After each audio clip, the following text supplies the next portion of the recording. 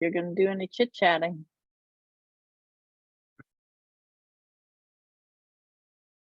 All right. We've got 1 minute left. And I'm going to go ahead and welcome those of you who are on the call already. Welcome to the Oakland Center for Spiritual Living's Wednesday night Oasis. We are glad that you are here with us this evening.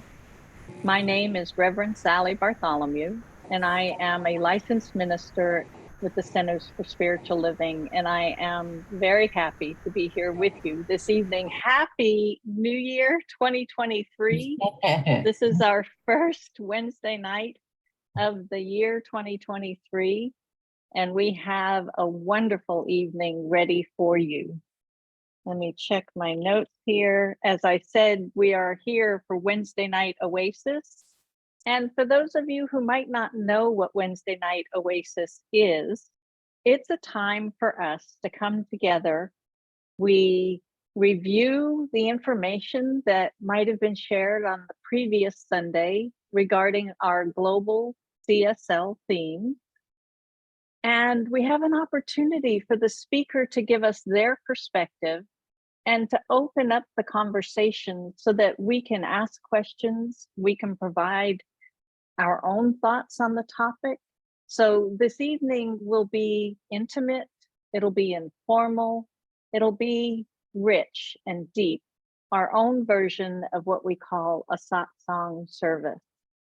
So looking at the screen, I'm very familiar with those that I see on the call right now, but maybe you're new to the Oakland Center for Spiritual Living and you found us via our website, www.oaklandcsl.org. And if you did, welcome. We're glad you're here. And I invite you to look on that website for the I'm New button. When you click on that, you can get to the page where you can give us your email address and we'll send you the Village newsletter. And that's a once a week newsletter that tells you all about what's going on for the Oakland Center for Spiritual Living. So this year's annual theme is Living Out Loud. And this month, we're doing a little root and reboot. We're revisiting our principles and practices of the science of mind. Now, I've already said that, so I'm going to move on to the next. I want to remind you that during the service this evening, we're going to have our tech team in the background, making sure that you have muted your audio and you stop your video camera just because it helps with our recording of this service and makes for a better transmission. So we invite you to go ahead and mute yourselves now. Anything else I need to say? Oh, of course, stay tuned all the way to the end of service, because at the end of service, I'll come back on and I'll be sharing with you some very important announcements about things that are going on at the center that I know you will not want to miss. So, as we do with every organized event at the center, we like to begin with prayer. And this evening, we have a very special person coming in to give us our opening evocation, and it's Alice Herndon. She is one of our professional practitioner studies 2 students. So please welcome Alice for our opening prayer. Hello. So if you would all just take a breath with me, just a cleansing, relaxing breath.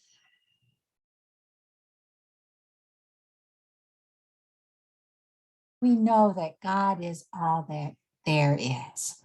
God is in us as us. God is the beginning, God is the end.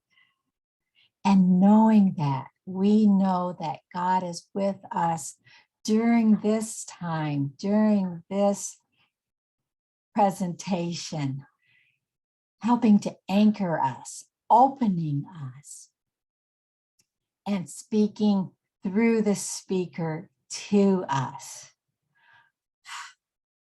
And I am so thankful for this time, for this opportunity, for this sharing. So if you would just join me and sing, and so it is. Amen. Thank you so much, Alice. And so now I have the pleasure of introducing our speaker this evening. Our speaker is Doug Myers.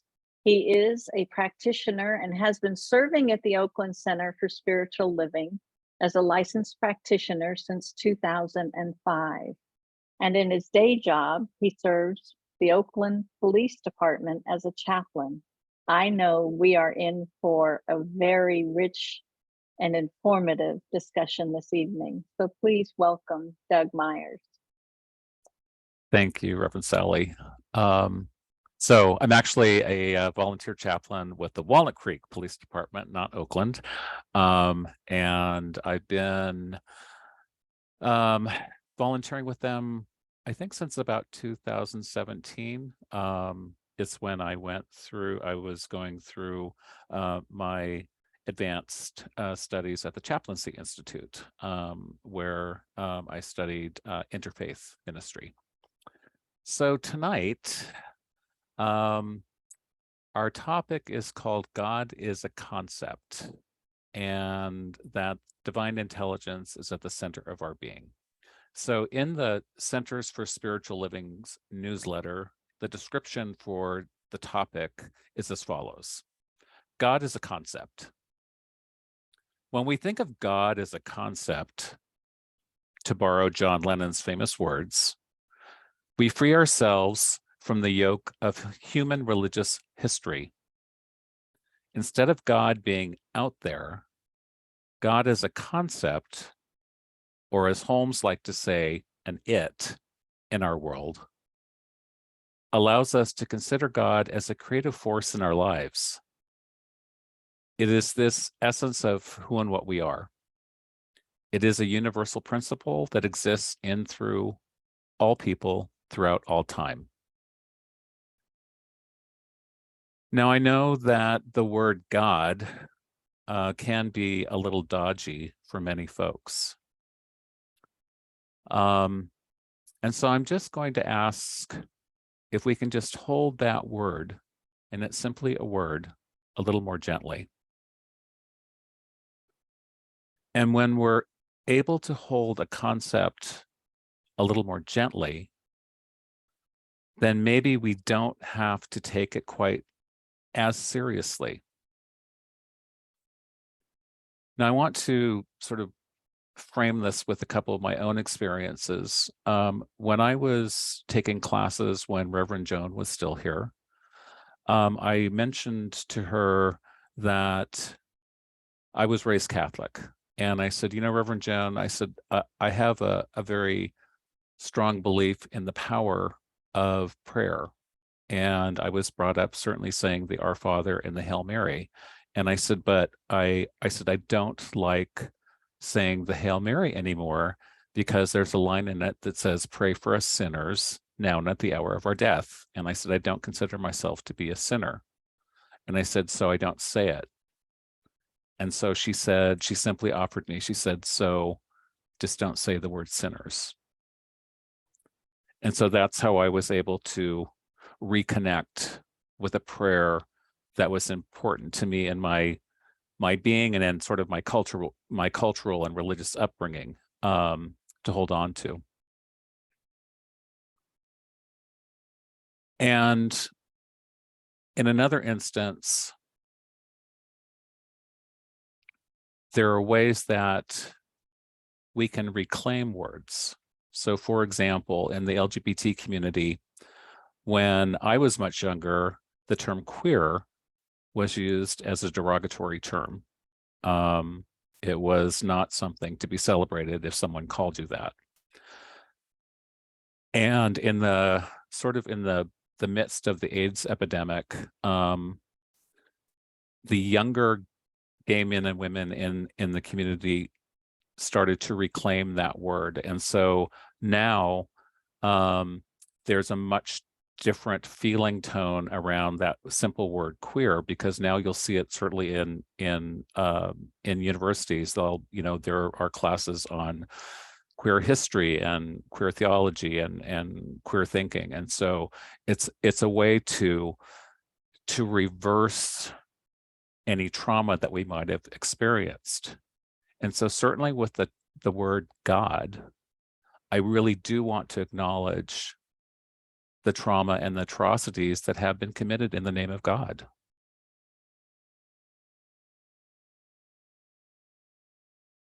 And some of you may have experienced that in your upbringing. And so I'd just like us to take a couple of deep breaths. So if you will exhale first,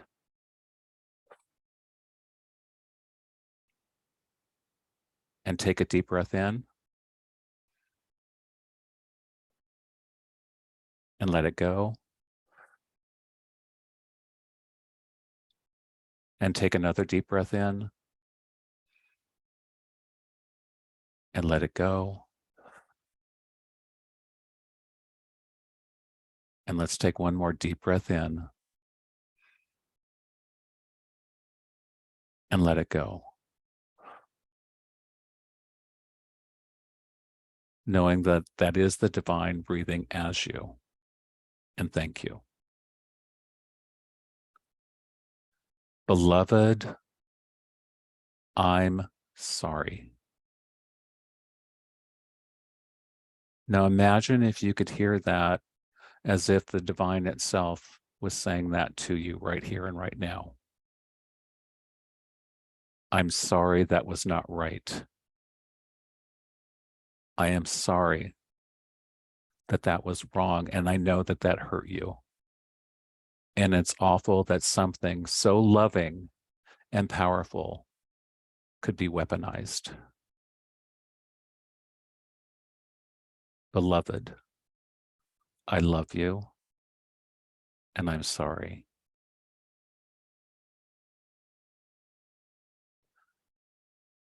So here's a challenge that we can perhaps take. If you have a problem with the word God, you certainly have the option to refer to it as spirit or some other word that resonates with you. Or perhaps you might be willing to reclaim God, to take the word back, to take the energy away from it that you may have had, because we know what God is and we know what God isn't, and it's not all that bad stuff. In the Science of Mind textbook, chapter 1, it's not called God. The title of the first chapter is The Thing Itself. Now, I believe that Ernest Holmes chose these 3 words on purpose, because the thing itself does not create any concept of God in our minds. I think he was purposely trying to shake us up. He was reframing the word God into something that certainly the audience in the 1920s had no concept of.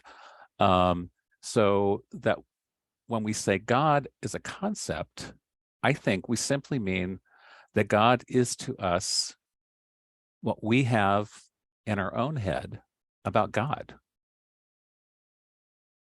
So for example, if I were to say the word dog or cat, you can all think of the attributes that are related to a dog or to a cat. Each of us has our own concept of a cat or a dog. And we each have our own concept of God. And so for me, one of the most eye-opening experiences I had when I was new to Science of Mind was to give up a rather anthropomorphic concept of God. So in other words, that God is an entity in heaven that looks a lot like us, it's only more powerful. And so to be clear, anthropomorphism is an attribution of human characteristics or emotions or behaviors that we attach to animals or other non-human things. So for example, some really famous anthropomorphisms that you're all going to recognize are Winnie the Pooh, or in The Wizard of Oz, the Scarecrow, the Tin Man, and the Cowardly Lion, or Simba from The Lion King. And the depiction of God painted by Michelangelo on the fresco of the ceiling of the Sistine Chapel. So in Michelangelo's depiction of God, he is depicted as an elderly yet muscular man with gray hair and a long beard, reaching out to give life to Adam. So in this teaching, when I realized that the kingdom of heaven was within me rather than outside of me, that was like an earthquake.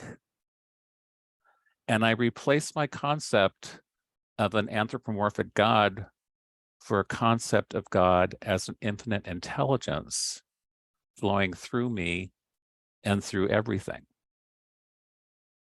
Now, going back to the textbook, towards the back of it, Holmes has several different metaphysical charts that he uses as teaching tools. And so the very first metaphysical chart that he has, number one, aside from the word God, you'll find spirit,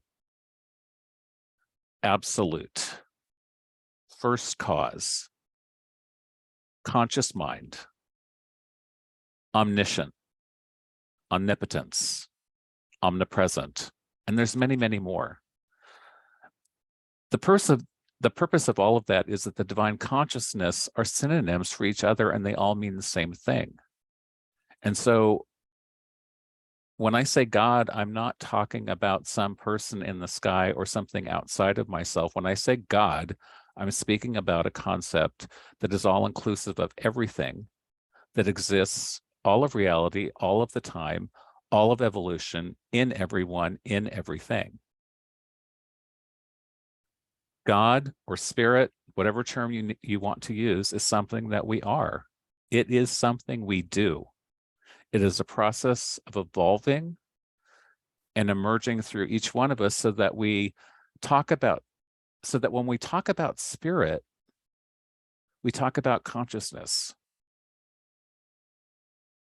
And we talk about God in this place. What we're really talking about is the activity, I think, of what's looking through our eyes, that's being filtered through our mind and created in the world through each one of us. And so at the top of the chart, the top of our teaching symbol, right, is that there's the V and it's open at the top. That's infinite possibility. That open-ended side of the V is all consciousness. It is the place where all patterns of all that exist in abstract are. The truth that we're not just of spirit, but we are in spirit as we remember what our divine essence is. And then we take our rightful place within the whole. And when we do that, then we take personal responsibility for our actions. And we are able to extend generosity and peace and love and empathy and compassion to those we meet. It's a very, very, very powerful place to be. We deepen our practice not only for the benefit of ourselves, but for the benefit and the enrichment of the whole of humanity and for all of God's creatures, all of the divine's creatures, all of spirit's creatures, whatever you wish to call it, all of the thing itself's creatures, and for the earth itself.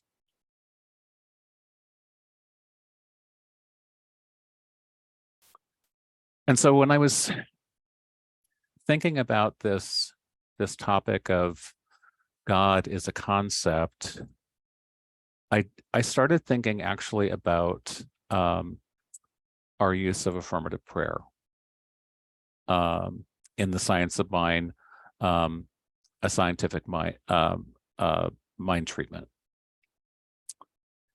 And it always starts, so there's 5 steps to it, and it always starts with the recognition and an acceptance of the fact that God is all there is, that there is no space, no spot, no place where God is not, that we are all spiritual beings right here and right now, and that all of the abundance, the joy, the peace, the wisdom, the creativity, the love that the universe is already within us if we choose to embody it and to accept it. And so I think the 5 steps that we practice when we do a spiritual mind treatment provide this structure and technique that really empowers the process. And I think it's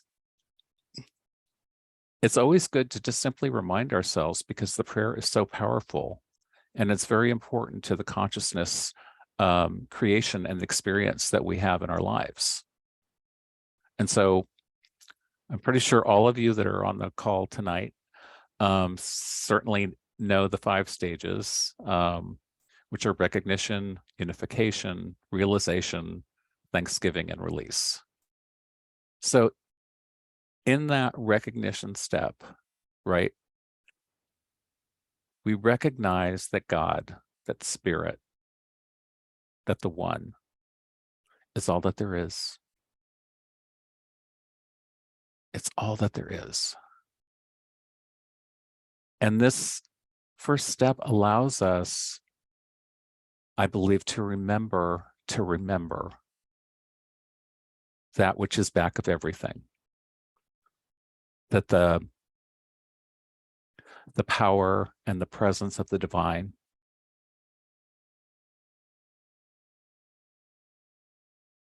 that we take at the moment, at the very beginning of the prayer, to really bring our conscious awareness of spirit is within us and surrounding us. It's a very, very powerful step within this process. And I think actually the recognition, the unification steps 1 and 2, if you will, are the crux of the entire prayer. They afford us so much power and consciousness and alignment with the divine. And so in the second step, the unification step, right, we're unifying our thinking with God, with spirit. We're recognizing that our mind is an individualization of God's mind, even though we know that the prayer is that, or that spirit is the only intelligence. This knowledge does absolutely nothing for us unless we identify with it, unless we remember. And that's key. We remember our oneness with the divine. We are of it.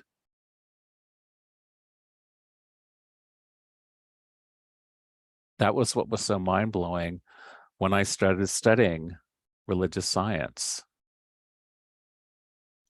When I came to a realization in my own consciousness of my own oneness with the divine. And that presence was the back of all of it. So that the words that we use really allow us to feel the unity with the presence. Our own words, not somebody else's, but it's the words that allow each of us to feel that unity, that deep and abiding connection with spirit.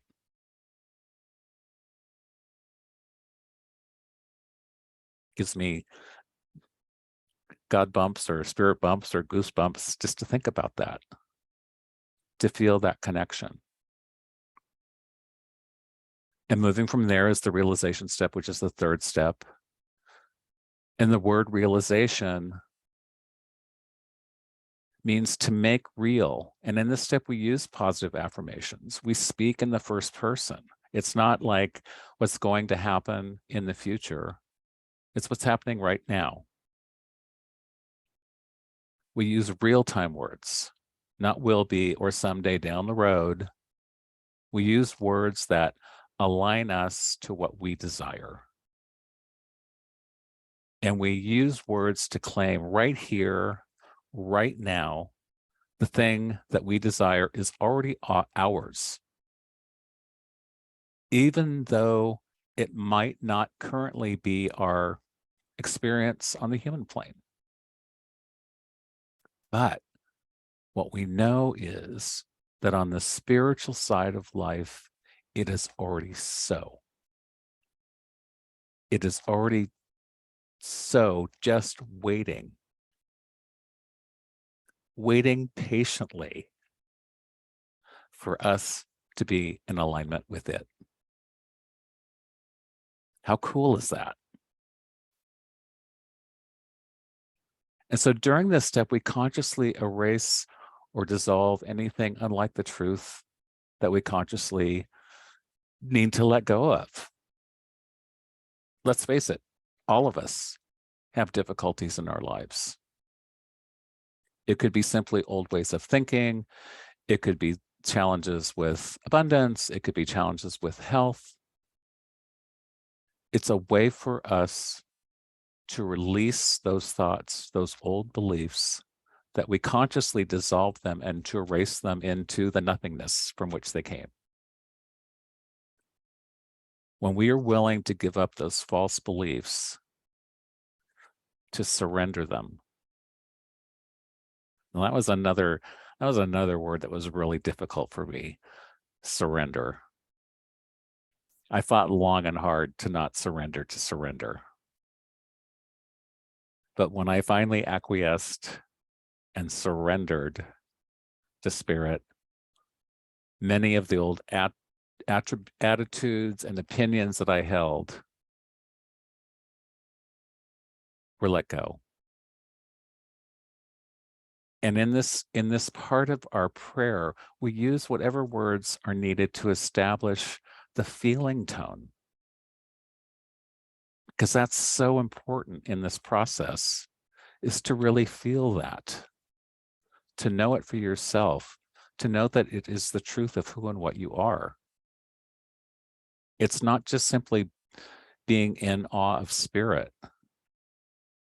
It's being aware of the thing that we desire to have or to be in our spiritual mind treatment is the realization that that desired good already is.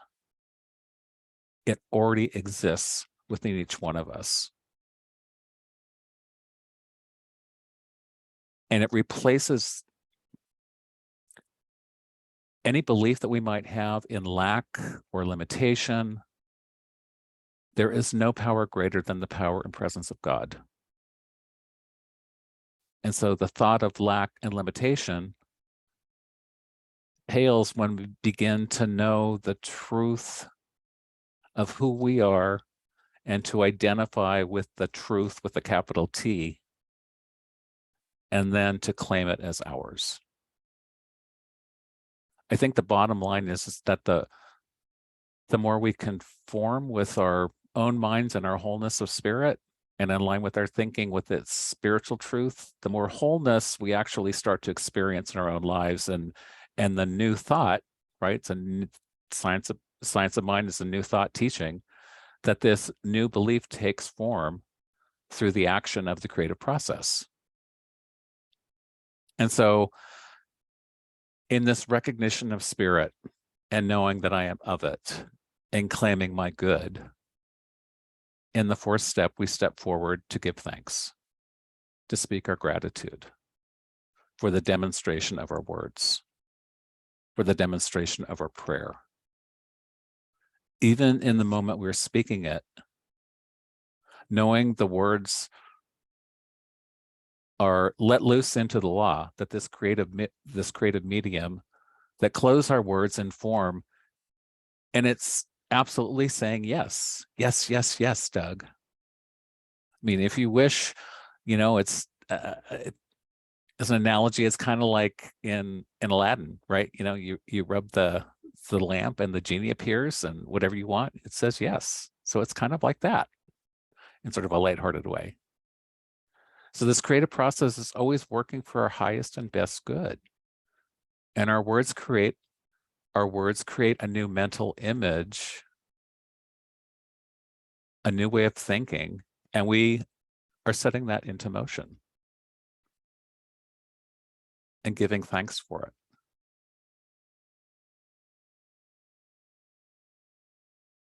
Being gracious and expressing gratitude is one of the loveliest and most kind things that we can do.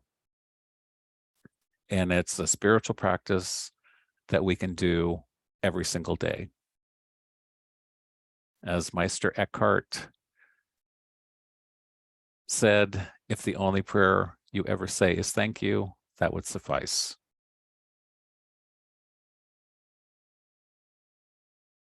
Breathe that in. If the only prayer you ever say is thank you, that would suffice.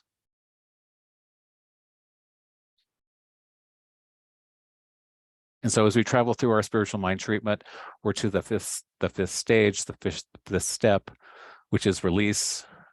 And in this step, we mentally let go. We let the law or the creative process work out the good that we've established in our mind, which is the mind of spirit, the mind of God. We release and we let go. And so as we enter into the year 2023, I wonder what is on your heart, what's been calling you, either from within yourself or from the world. Is there perhaps a quality, or is there an action or a belief that you're willing to claim that you want to live in the world in 2023? So I'm just going to take a moment just for you to think about that. What are you willing to claim that you want to live in the world in 2023? What might that be for you? And if it resonates with you, maybe set an intention for 2023. Using the theme for this year in the Center for Spiritual Living, what is it you're willing to live out loud?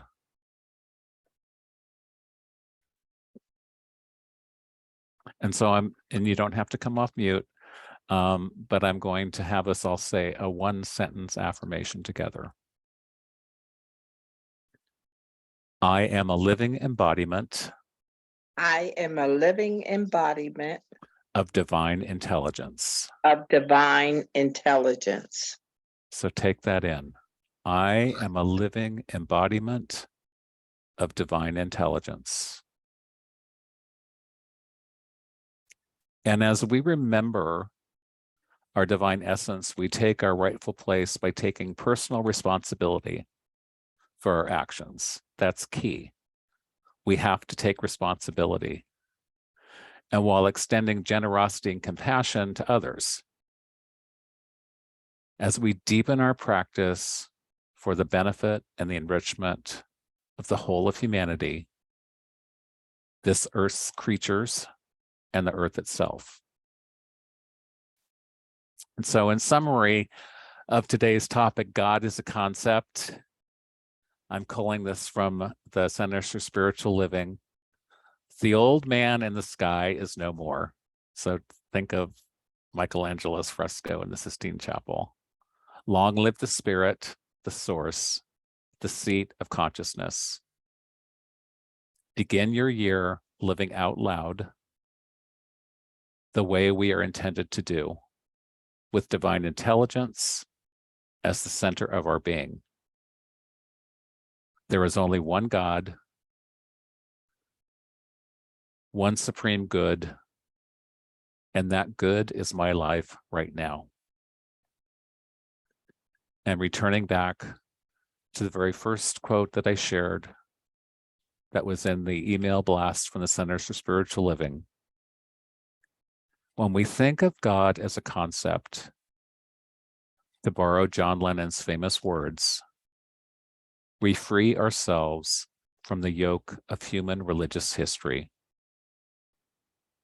Instead of God being out there, God as a concept, or as Holmes liked to say, an it in our world, allows us to consider God as a creative force in our lives. It is the essence of who we are, and it is a universal principle that exists in and through all people throughout all time. Thank you. Thank you. Thank you. And I just simply like to open up to any questions you may have, and I have some other questions too that I might ask you. Thank you, Doug. Thank you, thank you, thank you. Dorothy has her hand Yes. raised for you. Doug, I just want to thank you for this evening, and I want you to know that Richard Robinson was right here with us tonight, okay? I mean, I felt his presence in everything you were saying.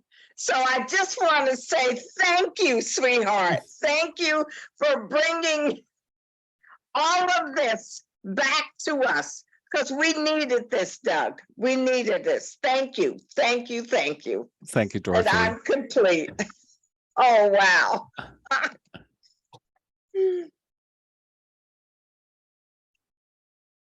Okay, if you'd like to speak or ask a question, please raise your hand.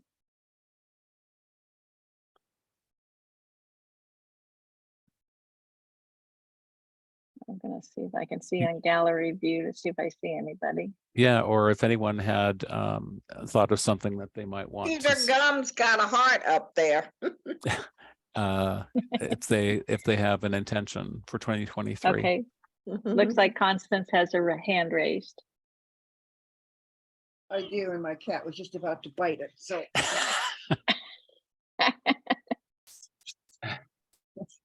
So I have to get settled here. I had an experience this morning that I just really so appreciated going through the 5 steps, because it took me a long time. You know, I mean, I learned them when I needed to learn them to be able to get my practitioner license and all that, but then it took me a while later to really understand them. And this morning I had an experience. I had a session with my prayer partner, and I've been feeling a little bit, I haven't been feeling 100%. And so my focus isn't as good, and my, you know, just how it is when you're not feeling as good. And so we got into the prayer, and I couldn't, all of a sudden I realized I couldn't remember what my prayer partner wanted prayer for. So we do a pass off prayer. So when it came to my turn, I decided not to get upset by it or ask or anything. I just went into the silence and just into that place of really remembering and feeling the oneness, and that oneness with me. And it didn't take long before I knew exactly what it was that I needed, that she had asked me for. And it wasn't like I remembered it. It was like it arose from within. It arose from that spirit. I often use the word energy. I love your backdrop, because that to me is a kind of energy. And so, so I didn't ask my prayer partner whether I got it right or not. I'm assuming I did, but we'll. Oh, So anyway, I just wanted to share that. Thank That's you. beautiful. That's beautiful. Thank you, Constance. Yeah, I think it's so, you know, it's sort of harkens back to the whole idea too of surrendering to spirit, and just being willing to step into the silence is very powerful. And then to just simply allow what needed to rise up to come forth. And sometimes that might be, nothing too. And that's okay. God works in mysterious ways. Go ahead, Maureen. Hi, Doug. Hi, Thank Maureen. you very much for such a great talk. It was very meaningful to me to go through the steps. Obviously, I'm in prac studies, so it's helpful to go through it. And I appreciated the way you broke them down. I could really resonate with them. And in particular with the idea of surrendering. And, once you surrender, do it, it allows you to open up to such a greater consciousness or understanding. And it just is it's a wonderful process to behold and to experience it. And so being able to resonate with the way you are describing it makes me feel really good, because I'm like, yes, I'm getting it. I'm raising my consciousness, and I can understand and feel what you're describing. So thank you, Doug. Yeah, well, I think, at that point in time, the idea of surrender to me felt like I'm putting myself in jeopardy of being hurt somehow. And so I can't allow that to happen. And so therefore I am absolutely not going to surrender. And it was a slow evolution for me, where I put my trust in spirit as me, knowing that I was divinely guided and guarded and protected always. It doesn't mean that I might not get hurt on the human realm by someone or a situation. Sure, that can happen, but it's not going to destroy who I am. Alina, I see a hand up. Get my technology stuff going here. Thank you. I loved hearing all you said about words and how we interact with words. The idea that I was thinking about a workshop I did a while years ago, that they were talking about the fact that when we look at a chair, we're not interacting with the chair in front of us. We're interacting with the word chair in our head and some generic version of chair. And so really, we do that with everything, and or we have a tendency to in our human selves. And so it creates this barrier between us and our actual experience. And the same obviously can be true of spirit. You're talking about how the words we use when we think of spirit, when we pray, when we do a spiritual mind treatment, can enhance that experience, or it can get in the way. And then what I especially loved was you talking about, spirit as a process, because that, just really opens it up to, being present, because spirit it's reality, and reality is about flow and creative force, and it's not about static things. So when you ask me, like, what do you want to bring into the next year? It's like, just remembering that, to be in the flow, to be interacting with spirit as a creative force, as something that's flowing through me. And remind me, I had to go look it up because I had a quote that I found earlier. I was talking about, the theme was wonder, which is so connected to presence. And the quote was from Eckhart Tolle. And he said, when you don't cover up the world with words and labels, a sense of the miraculous returns to your life that was lost a long time ago when humanity, instead of using thought, became possessed by thought. Oh. And that's kind of like a natural human tendency. We get to age 7 or so and start getting into interacting with words instead of our direct experience.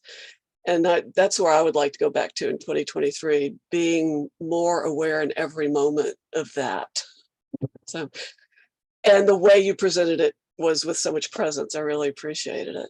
Well, thank you, Elena. Yeah, I think that's so, what you said, it's so powerful to be mindful, certainly when we are, certainly as practitioners, whether we're praying for ourselves and certainly for others, to utilize words that are going to resonate with us, to not block that flow. Yeah. It's really critical. And it's, you know, and if there are a lot of people that just don't like to use the word God, and that's okay. Yeah. Finding the word that connects you instead of separating you. Absolutely. Thank you. Thanks. Right, thanks. Sunshine, go ahead. Yeah, I'm really loving this conversation, and it was something that Elena was saying that I think got me thinking of about the words and the concept, God as a concept, of where you mentioned, Doug, that there was a time, you know, when you were influenced by Catholicism, and you mentioned to Reverend Joan, you know, in my words, not necessarily yours, that you felt obstructed by some of that thinking and some of that structure, and it didn't resonate with you. And she gave you a tool by which it opened the door for you. So what I want to highlight is that in something Maureen said is about she can see that she's growing in consciousness. We can catch ourselves in this mode of growth and learning where we're more open and receptive, or that we're getting it, or that something is clicking for us. And we can use that as a tool in our spiritual practice that then helps us to grow even more. It as you showed the V in our teaching symbol, it helps us to open up into the more that is already within us. We're a part of that. Mm-hmm. And so we can see our growth and our evolution when we see things like Allie just pointed out, and like Maureen just pointed out, and Dorothy was touched by because Richard Robinson was in the room. You know, it's all a part of the divine oneness. So well done. Thank you.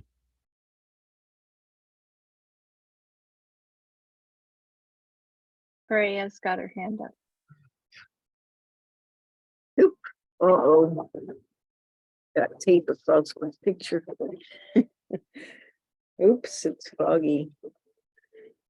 Well, I'll just have to be a little over there. Yeah, that title grabbed me, the concept of God, and just for the reasons that other people were saying. Because I've been studying this lately for myself, and how to get away from just thinking thinking about God intellectually, like the word part, and experiencing it, just like it's been said. And that is so powerful to start manifesting in my life. And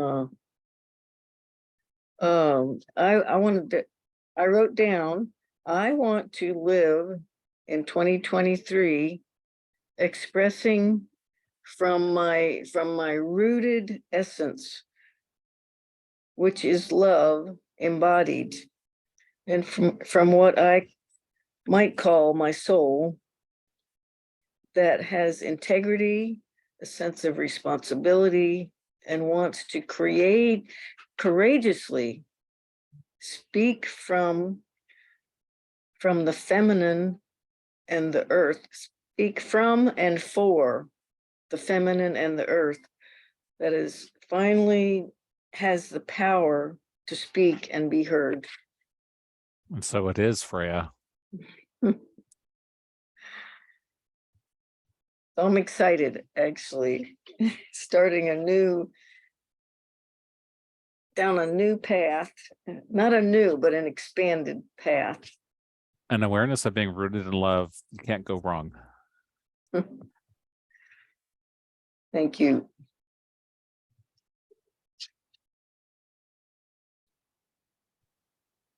Wow.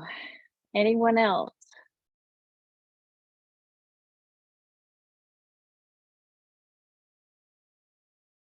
Well, let's all give Doug a very well-earned round of applause. Yes, yes. Thank you, thank you, thank you. Yes, This has yes, been yes. quite Yeah. the Yes, evening. yes. Yes.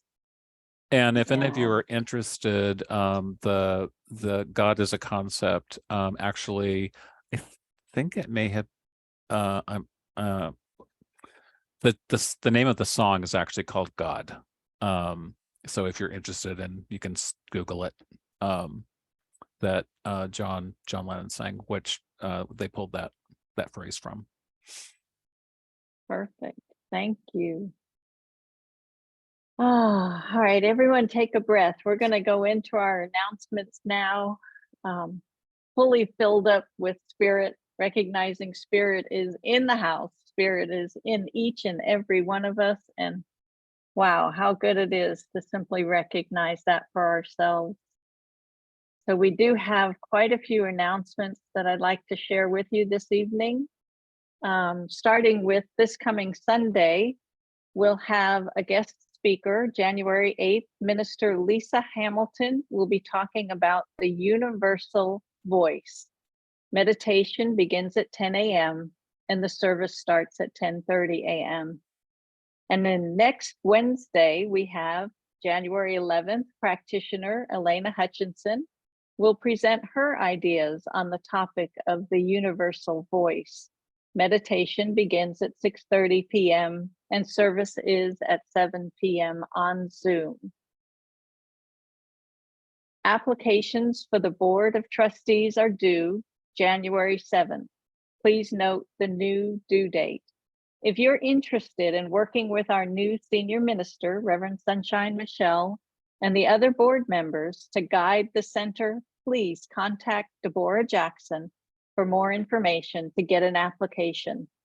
The application and Deborah's contact information is on the Board of Trustees page, which is on our website, and you can find that under the About Us.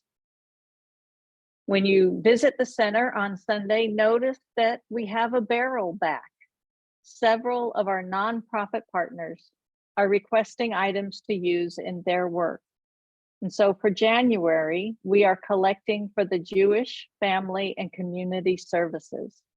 And they provide support services to diverse communities and are assisting recent refugees from Ukraine and Afghanistan with settling into the East Bay. For a complete list of items, go to the nonprofit page of the website found under the About Us dropdown, or look in the Village News. So we have 3 really special announcements now. We invite you to join practitioner Elena Hutchinson to explore the realm of infinite possibilities as she leads the book study based on the book, Even Mystics Have Bills to Pay. This is a Zoom class and it meets on 4 Saturdays from 11 a.m. to 12:30 p.m. starting January 7th. That's this weekend. This is being offered for a love offering, and we invite you to go to the classes page to register. It's really important that you do register. That way you can get the Zoom link. Our next announcement is regarding the Vision Board Party. It's back January 28th. It'll go from 11:30 a.m. to 4 p.m. The cost is $50, and this includes all supplies and the food. All proceeds go to the center. And remember, due to COVID restrictions, seating is limited, so please sign up on the events page. And coming in February, the Women's Spiritual Transformation Group is starting a 6-session group beginning February 5th. They'll go from 12:30 to 2 p.m. right after service. Reverend Jerry is facilitating this group with Reverend Catherine Sachs. Please check the events page for the new list of dates and then sign up. Did you ever want to take Ernest home with you? Well, now you can. The bookstore is having a 30% off sale all January on Ernest Holmes's books, including the 365 Science of Mind and other daily readers. Take Ernest home with you. As always, for information on all that is going on at our Oakland Center, please visit our website, www.oaklandcsl.org. Sign up for our weekly newsletter. It's called the Thursday Village News. And remember, you can follow us on Instagram, YouTube, Facebook for special updates and content that you'll only find by liking and subscribing to Oakland CSL on those mediums. Please like us and subscribe to Oakland CSL today. That's all the announcements I have for this evening, and I invite you after the service to stick around and speak to Elena and Deborah regarding their announcements. So now it's time for us to move into our offering. And when we give to the center because the center feeds us spiritually. So let's read our giving affirmation together. Let me get my joyously I give with an attitude of abundance, knowing that as I give, I do receive. Thank you, everyone. And you can see on the slides that we have 5 ways to give to the center. You can donate by credit card, by mail, by Zelle, by text, or the offering basket on Sunday services. So it has been a marvelous evening. And I want to thank everyone who participated in this evening's Wednesday night Oasis. I'd like to first thank Doug Myers for his talk with us and his wonderful meditation before the service started. I'd also like to thank the Zoom team that's behind the scenes making this possible for us. That includes Peter and Alice and Sabrina. And I want to thank both Constance Chapman and Reverend Sunshine Michelle for making all of this possible, pulling it together for us and being there as our moral and just support in the background. We are grateful for all of this. And so now I'd like to invite Alice to come forward again to do our closing prayer.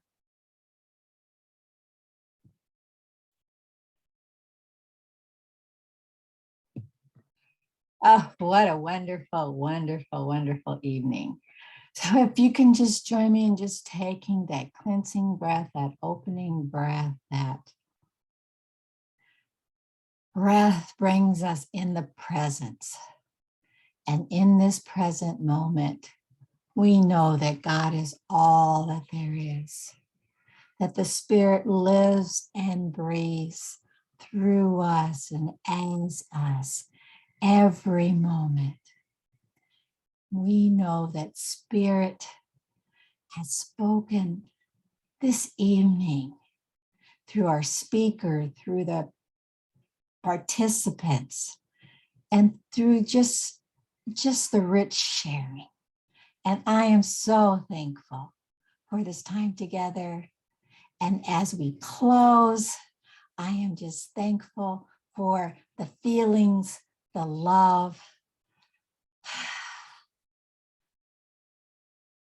the God that we take with us, that we always have with us, that we acknowledge and we give thanks. So if you will join me in saying, and so it is. Amen. Thank you. And so it is. Amen. And so it is. All right, everyone. We'll stop the recording.